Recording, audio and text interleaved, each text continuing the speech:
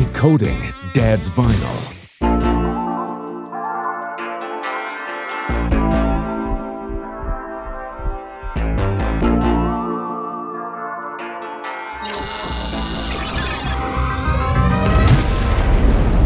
Released on August 5th, 1980, Crimes of Passion was Pat Benatar's second studio album and a breakthrough moment in her career. With this record, Benatar established herself as one of rock's most powerful and distinctive voices, blending hard rock, pop, and heartfelt ballads. Crimes of Passion was recorded at the legendary Sound City Studios, where countless rock icons laid down tracks. The album went on to sell over 4 million copies in the US, solidifying her as a rock icon and earned her first Grammy for Best Female Rock Vocal Performance.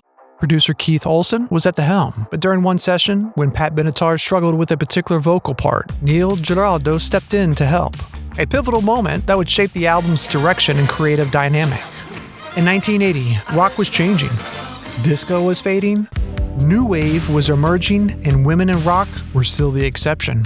Crimes of Passion showcases Pat Benatar's powerhouse vocals, paired with razor-sharp guitar work from Neil Spyder Giraldo. He was her guitarist and soon-to-be husband. The nickname Spyder, given to him by Pat Benatar, captured his quick, precise style. His playing perfectly complemented Benatar as she broke through the male-dominated rock scene.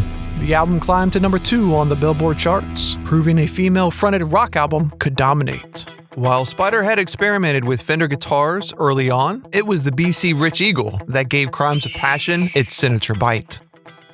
Neil's rig was one of a kind. He went to an Eventide H949 harmonizer, which broke up just a little bit and actually detuned one of the 2 amps he had. And then he went into 2 Marshall combos that were called 2104s that were only made for a short time.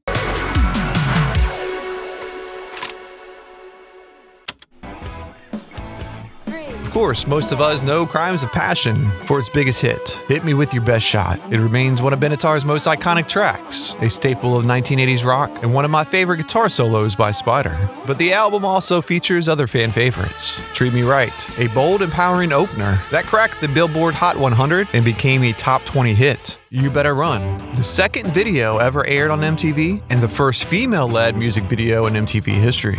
Hell Is for Children, a hard-hitting song about youth awareness inspired by New York Times articles. Never Wanna Leave You, a tender deep cut co-written by Spyder and Benatar, which added some emotional depth to the album's harder edge. Benatar's success inspired a wave of female rockers, influencing artists like Joan Jett and Lita Ford. Let's talk about the album cover for a second.